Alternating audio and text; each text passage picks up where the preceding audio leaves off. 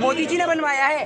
अरे मोदी जी की औकात नहीं है राम मंदिर बनाने की, ये देश को तोड़ने वाले लोग हैं। एक उत्तर प्रदेश का मुख्यमंत्री है, उसको किसी ने फोन करके कह दिया कि भैया ऐसे ऐसे यहाँ किसान परेशान हैं और आप तो मुख्यमंत्री जी हैं, इतनी सर्दी हो रही है, आप किसानों के लिए कुछ करते क्यों नहीं हैं? उन्होंने तुरंत कर दिया। उन्होंने क्या काम करा? उन्होंने कहा कि ठंड लग रही है ना किसानों को, सर्दी में परेशान है, तो दिसंबर का नाम बदल के जून कर दो। उन्होंने कर दिया। उनका तो बस नहीं चला, उनका बस नहीं चला। अगर उनके पास सेंटा क्लॉज का फोन आ जाता तो वो कह देते तेरा नाम आज से सेंटा क्लॉज नहीं, संत कैलाश रख दिया तेरा नाम। उनका ये काम है। अरे प्रधानमंत्री जी इतना एहसान मत करिए कृपया करके, मैं दोनों हाथ जोड़ रहा हूँ आपसे, इतना एहसान मत कीजिए। वो आपने जो 20,000 करोड़ का चूरन दिया था वो अभी तक खत्म भी नहीं हुआ और देश में सब कुछ बिक गया। अगर कुछ बिकना बाकी है तो आप जैसे अंधभक्तों की किडनी, और वो भी जल्दी बिकेगी इस देश में। आपके घर में आके फसल काट के जाते हैं क्या वो? आपके घर में गेहूं बो रखा है उन्होंने? ये बताइए मुझे। एक सांसद को ऐसे गाने बनाना शोभा देता है? वो कहते हैं बेबी दारू पी के नाचेलू। अरे बताओ, बेबी दारू पी के नाच रही है। ऐसे ऐसे गाने अगर देश के सांसद गाएंगे तो एक बात मुझे बताइए, किसानों का भला करेंगे या दारू वालों का भला करेंगे? अभी हमारे क्षेत्र में जब दिल्ली दंगे हुए थे उस टाइम पे मनोज तिवारी जी आए तो कुछ क्षेत्र की महिलाएं बात कर रही थी, वो देख रिंकिया के पापा आ गए, वो देख रिंकिया के पापा आ गए। तो ये देश के सांसदों की छवि बनी हुई है।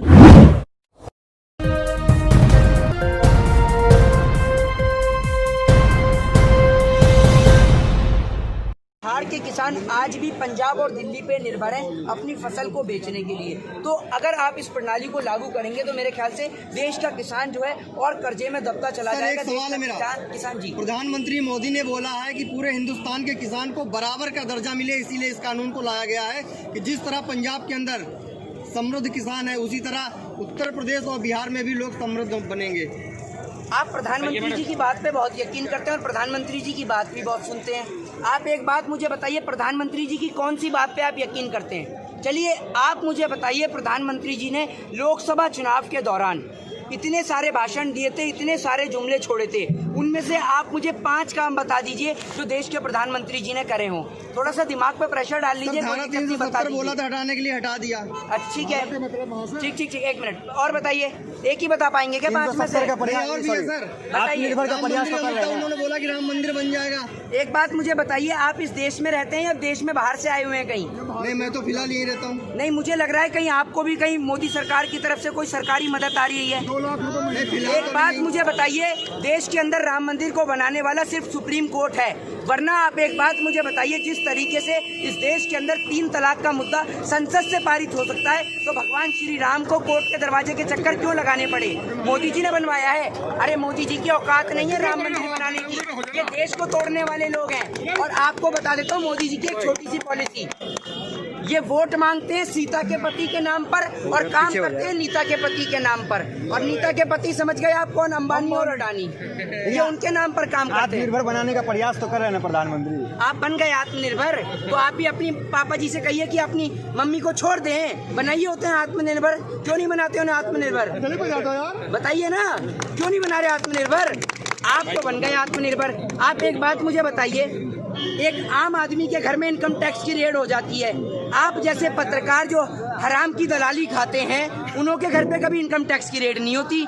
देश की सरकार कभी नहीं पूछती, इनकम टैक्स वाले कभी नहीं पूछते कि एक पत्रकार जो 50 से 60 हजार रुपए महीना कमाता है वो कैसे ऑडी, मर्सिडीज और लैम्बोर्गिनी खरीद लेता है। वो पैसा कहाँ से आता है? वो पैसा वहाँ से आता है जब वो सरकार की दलाली करते हैं, अंबानी और अडानी की दलाली करते हैं, 2.25 आंख वाले बाबा रामदेव की दलाली करते हैं, भारतीय जनता पार्टी के राज्यसभा सांसद सुभाष चंद्रा की दलाली करते हैं। तो पैसा आप लोगों की जेब में ही आएगा, हमारी में नहीं आएगा। व्यापारी है, देश में व्यापार कर रहे हैं, क्या दिक्कत है? सोशल मीडिया पूरी तरह निष्पक्ष है। आप सोशल मीडिया के ऊपर कोई भी आरोप नहीं लगा सकते कि मोदी की बिकी हुई मीडिया है वो।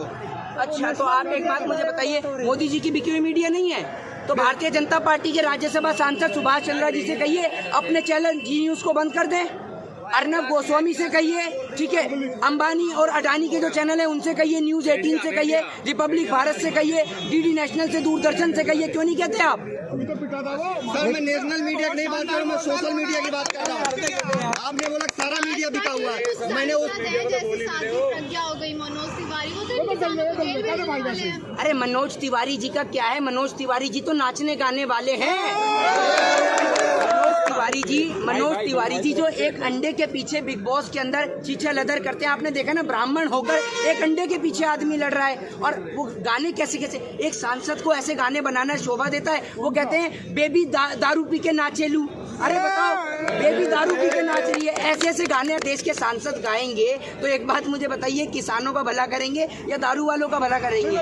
लेकिन मनोज तिवारी बिहार के एक चेहरा है, आप कहीं ना कहीं लोग उन्हें आइडियल मानते हैं बिहार में। अगर बिहार के वो चेहरा हैं तो बिहार में मुख्यमंत्री के लिए क्यों खड़े नहीं होते, ये बताइए ना। दिल्ली में आप आए हैं कभी? दिल्ली में जब सिग्नेचर ब्रिज का उद्घाटन हुआ था तो मनोज तिवारी जी के साथ कैसे धक्का मुक्की हुई थी, बताइए आप मुझे।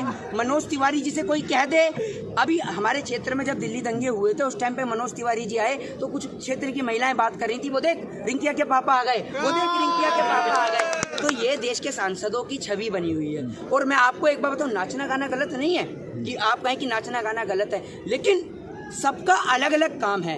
आप एक बात मुझे बताइए, आपको सांसद बनाया है, आप देश की जनता के हित के बारे में क्यों बात नहीं करते? वो 2.25 आंख वाला वो कहता है मैं बाबा हूँ। भाई तू कहाँ से बाबा है, ये बता मुझे।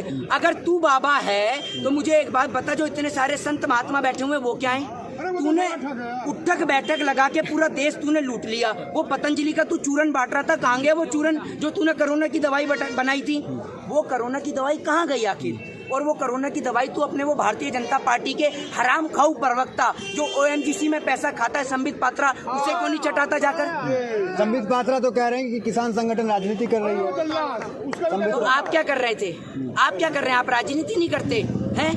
आपके तो खैर आप लोग राजनीति कहाँ से करेंगे? आप तो दलाली करते हैं। आप तो अंबानी और अडानी की करते हैं दलाली, आप राजनीति कहाँ से करते हैं? एक बात मुझे बताइए, अंबानी और अडानी जब खिलौना बनाने की बात करते हैं तो प्रधानमंत्री जी कहते हैं खिलौना बनाइए। जब वो राफेल की बात करते हैं, राफेल का कॉन्ट्रैक्ट उन्हें मिल जाता है, आपने देखा। आप एक बात मुझे बताइए, अंबानी और अडानी के हाथ में पूरे देश की सत्ता सौंपकर आप देश को क्यों गुलाम बनाना चाह रहे हैं? एक श्रवण कुमार था जिसने अपने एक कंधे पे माँ को और दूसरे कंधे पे पिताजी को बिठाकर पूरे देश की यात्रा कराई। ये कलयुग का झुटेश्वर कुमार है जिसने एक कंधे पर अंबानी को और दूसरे कंधे पे अडानी को बिठाकर पूरे देश से माल लूटकर उनके झोले में भरे जा रहा है। लेकिन अंबानी अडानी व्यापारी है, देश में व्यापार कर रहे हैं। मुख्यमंत्री है, एक उत्तर प्रदेश का मुख्यमंत्री है, उसको किसी ने फोन करके कह दिया कि भैया ऐसे ऐसे यहाँ किसान परेशान हैं और आप तो मुख्यमंत्री जी हैं, इतनी सर्दी हो रही है, आप किसानों के लिए कुछ करते क्यों नहीं है? उन्होंने तुरंत कर दिया। उन्होंने क्या काम करा? उन्होंने कहा कि ठंड लग रही है ना किसानों को, सर्दी में परेशान है, तो दिसंबर का नाम बदल के जून कर दो। उन्होंने कर दिया। उनका तो बस नहीं चला, उनका बस नहीं चला। अगर उनके पास सेंटा क्लॉज का फोन आ जाता तो वो कह देते तेरा नाम आज से सेंटा क्लॉज नहीं, संत कैलाश रख दिया तेरा नाम। उनका ये काम है। आप एक बात बताइए, ऐसे मुख्यमंत्री जो सिर्फ नाम बदलने पे विश्वास रखते हैं, काम करने पे विश्वास नहीं रखते। आज आप एक बात मुझे बताइए, ये कृषि का मुद्दा है या नहीं है? ठीक है, आप कृषि के मुद्दे पर किसानों की मीटिंग के अंदर अपने पीयूष गोयल जो रेल मंत्री हैं उसको बिठा देते हैं। भाई रेल मंत्री, आप एक बात मुझे बताइए, आप पत्रकारिता करते हैं, आप मुझे बता सकते हैं हेलीकॉप्टर के अंदर कहाँ से फ्यूल भरा जाता है? नहीं, ये तो बता देंगे। बता देंगे? बता देंगे तो मुझे आप बताइए।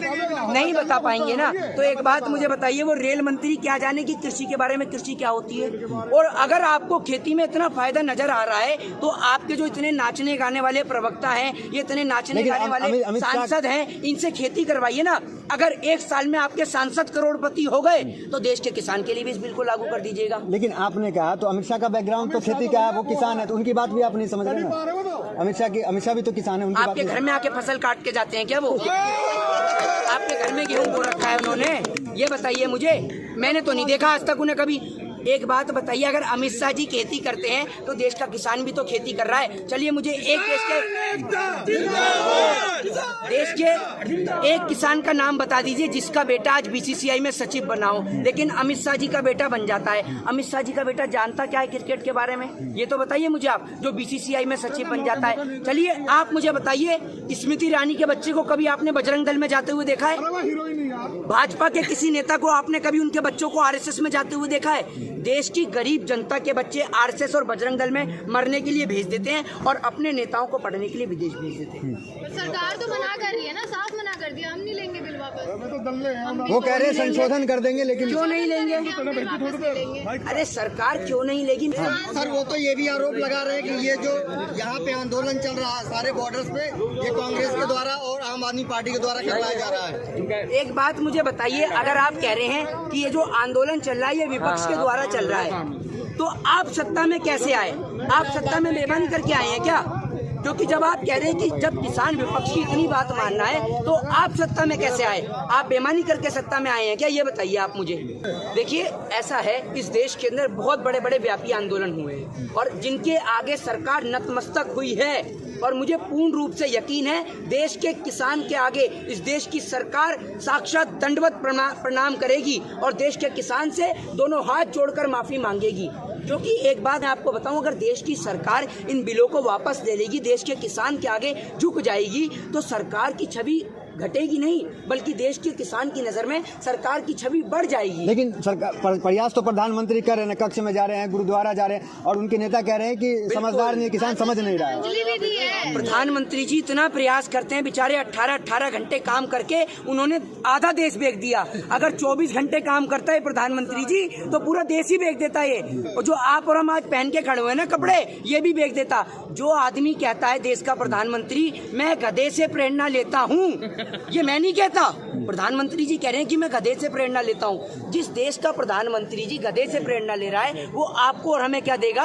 आप खुद ही सोच सकते हैं। खैर, अगर आपको दलाली मिलती है तो आप नहीं सोच सकते, क्योंकि आपकी सोचने की क्षमता खत्म हो गई है। प्रधानमंत्री ने 2-2 हजार रुपए किसानों को दिए, तो आप झूठ बोल रहा है। आप इतना एहसान क्यों कर रहे हैं? अरे प्रधानमंत्री जी इतना एहसान मत करिए कृपया करके, मैं दोनों हाथ जोड़ रहा हूँ आपसे, इतना एहसान मत कीजिए। वो आपने जो 20,000 करोड़ का चूरन दिया था वो अभी तक खत्म भी नहीं हुआ, और आपने बताया भी नहीं मन की बात में आकर कि ये चूरन गर्म पानी से लूं या ठंडे पानी से, और आपने फिर दोबारा 2-2 हजार का चूरन दे दिया। इतने चूरन मत दीजिए प्रधानमंत्री जी, जो हमें हजम ही ना हो पाए, कहीं हमें दस्ती लग जाए, तो इतने चूरन मत दीजिए देश। प्रधानमंत्री ने आज मन की बात की, उससे संतुष्ट हुए आप? मन की बात सुने, संतुष्ट हुए उससे? आप एक बात बताइए, आप किसान की मन की बात तो सुनते नहीं, आपके मन के अंदर तो दलाली का पैसा भरा हुआ है, इसलिए आपको प्रधानमंत्री जी की मन की बात ही सुनाई देती है। हमारे पेट के अंदर देश के किसान की रोटी भरी हुई है, इसलिए हमें किसान की मन की बात सुनाई देती है, प्रधानमंत्री जी की बात सुनाई नहीं देती। क्योंकि प्रधानमंत्री जी का भाषण सुनना और शेख सिल्ली की बात सुनना दोनों बराबर ही है। ताली बजाए, आपकी आय दुगनी करने की तो बात कर रहे हैं, 2022 तक आपकी आय दुगनी हो जाएगी। यार प्रधानमंत्री जी का बस नहीं चल रहा। नहीं, अगर देश का किसान कहे कि खेत में बारिश नहीं हो रही, तो वो भी शेख सिल्ली वाली बात कह दे कि मेरे पास इतना लंबा बांस है कि खेत ऊपर करूंगा आसमान में तो बारिश हो जाएगी। हाँ, और गृह मंत्री कहेगा तू रखता कहाँ है उस बांस को, तो कहेगा मैं तेरी घोर में ही रखता हूँ। वही वाला हिसाब है यहाँ देश के अंदर। सर 29 दिसंबर को दोबारा किसानों के साथ में बातचीत भारत सरकार करने जा रही है, तो किसानों की आगे की क्या रणनीति है कि जिससे बात बन जाए? देखिए, मैं आपको एक बात बताऊं, ये तो देश की सरकार है। अगर देश के किसान के बीच में अगर मेरे पिताजी भी आएंगे तो मैं अपने पिताजी का भी विरोध करूंगा इस बिल के खातिर। क्योंकि अगर जो भी व्यक्ति इस देश के किसान के साथ नहीं खड़ा, वो किसी के साथ खड़ा नहीं हो सकता। और देश के हर एक व्यक्ति का फर्ज है कि हर एक घर से कम एक आदमी तो आकर इन किसानों के साथ में जुटना चाहिए। क्योंकि ये लड़ाई किसान से ज्यादा उस आम नागरिक की है जो नमक, तेल और रोटी खाता है। आपको बताता हूँ, देखिए, देश के किसान से आपको माफी मांग लेनी चाहिए और तीनों बिलों को वापस ले लेना चाहिए। ये अपने देश का किसान है। जब आप वहाँ बिरयानी खाकर ना जाने क्या क्या सौदे करी आते हैं, वहाँ जाके झूला झूल के क्या क्या सौदे करी आते हैं, तो आपको देश के किसान के आगे झुकने में क्या दिक्कत आ रही है? सर वो ये कह रहे हैं कि ये बिल सारा किसानों के हित में है, इसीलिए हम झुक नहीं रहे। एक बात मुझे बताइए, अगर किसानों के हित में है पूरा का पूरा बिल, तो संशोधन करने के लिए क्यों तैयार हुए, ये बताइए ना। और ये बात आप अमेरिका और यूरोप के देश से पूछिए, 70 साल हो गए वहाँ पर इस प्रणाली को लागू करे हुए, और देश के किसान की हालत बद से बदतर होती जा रही है। तो देश में क्यों लागू कर रहे हैं इसमें? वही जी, आप पढ़ाई कर रहे हैं वकालत की, आप पढ़े लिखे युवा हैं, और देश का 94,000 करोड़ का नुकसान हो रहा है। ये आपको नहीं दिख रहा इस आंदोलन की वजह से? डेली का 94,000 करोड़ का नुकसान हो रहा है, किसान धरने में बैठे हुए हैं। एक बात मुझे बताइए, आपने ये तो कह दिया कि मैं पढ़े लिखा हूँ, आप अनपढ़ हैं क्या? आप अनपढ़ ही लगते हैं मुझे। आप मुंह से गूंगे, जबान पे गूंगे और आंख से अंधे हैं। आप लोग एक बात बताइए, 6 महीने भारत देश की अर्थव्यवस्था रुक गई थी, 6 महीने। आपने एक बार प्रधानमंत्री जी से सवाल नहीं करा कि जिस कोरोना की आप बात करते हैं वो कोरोना है कहाँ, जरा ये दिखाइए। आज देश से कोरोना खत्म हो गया जो आपने लॉकडाउन खोला। 6 महीने कभी आपने ताली बजवाई, कभी थाली बजाई, और ताली और थाली इसलिए बजाई क्योंकि आज भी आप जैसे अंधभक्त इस देश के अंदर हैं और देश में सब कुछ बिक गया। अगर कुछ बिकना बाकी है तो आप जैसे अंधभक्तों की किडनी, और वो भी जल्दी बिकेगी इस देश में। पंजाब में 200 से ज़्यादा जियो जो टावर है उसको ठप कर दिया गया। ऐसे में जो रिलायंस कंपनी है उसने नोटिस दे दिया, सरकार से मदद मांगी है कि किसान आंदोलन की आड़ में हमारी चीज़ों को नुकसान पहुंचाया जा रहा है। कैसे देखते हैं 200 से ज़्यादा क्यों ना पहुंचाया जाए? मुझे एक बात बताइए, आज बिजली का प्राइवेटाइजेशन हो चुका है। देश के गरीब, मजबूर और लाचार किसान के खेत में वो बिजली के टावर खड़े रहते हैं, लेकिन किसान को उस बिजली के टावर का 1 रुपया नहीं मिलता। आप एक बात मुझे बताइए, आप वो बिजली का टावर अपने घर की छत पे लगवा सकते हैं? लगवाएंगे तो पैसा लेंगे ना, तो देश के किसान को पैसा क्यों नहीं देते उस टावर का? लेकिन नुकसान कहीं ना कहीं आप ही का है ना। हमारा क्या? प्रधानमंत्री डिजिटल इंडिया की बात करते हैं, वो असफल हो जाएगा। प्रधानमंत्री जी डिजिटल इंडिया की बात करते हैं। एक बात मुझे बताइए, डिजिटल इंडिया की आप बात तो कर रहे हैं, कहाँ से डिजिटल इंडिया बना है ये बताइए, कहाँ से बना है? बस प्रधानमंत्री जी को वीडियो कॉल पे बात करनी आ गई तो डिजिटल इंडिया बन गया है?